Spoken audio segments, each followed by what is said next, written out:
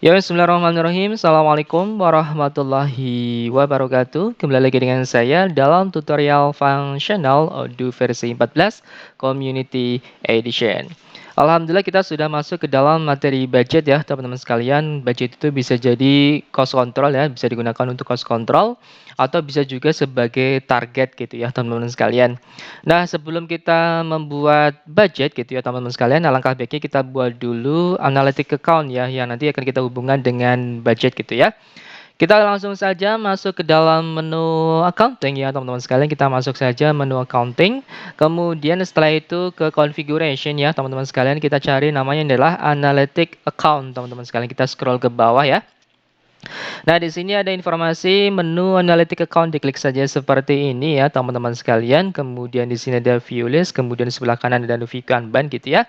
Kita langsung saja create baru ya, diklik saja button create seperti ini. Nah, di sini ada informasi analytic account, namanya misalkan adalah untuk transport gitu ya, transport strip sales department gitu ya, misalkan gitu ya, teman-teman sekalian. Kita ketik saja misalkan di sini ada transport seperti ini, kemudian strip sales department gitu ya. Department, kemudian sudah. Kalau sudah, kemudian kita scroll sedikit ke bawah ke reference. Misalkan ada referensinya adalah AA001 seperti ini. Sudah.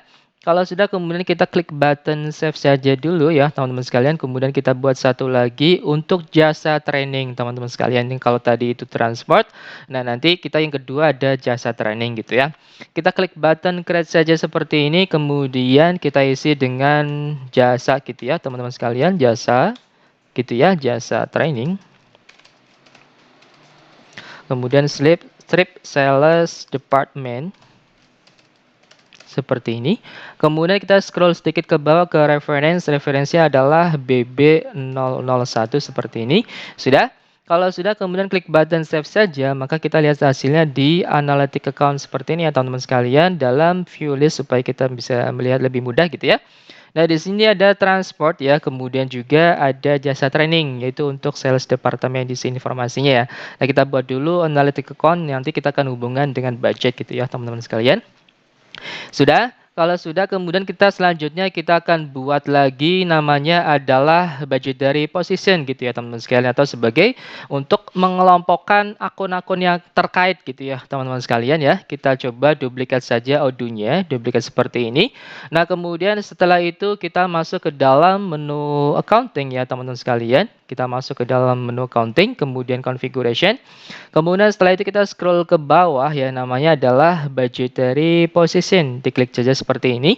Nah, di sini ya budgetary position, di sini ada view list, kemudian di sebelah kanan ada view Kanban gitu ya. Kita langsung klik button create saja seperti ini ya teman-teman sekalian. Kemudian kita isi name-nya misalkan adalah biaya gitu ya teman-teman sekalian. Nah, biaya, kemudian kita scroll sedikit ke bawah ke akunnya gitu ya, ke account-nya kita klik add line saja seperti ini. Nah, biaya biasanya account-nya adalah expense gitu ya teman-teman sekalian, expense seperti ini, kita kata kunci saja seperti ini, kemudian enter.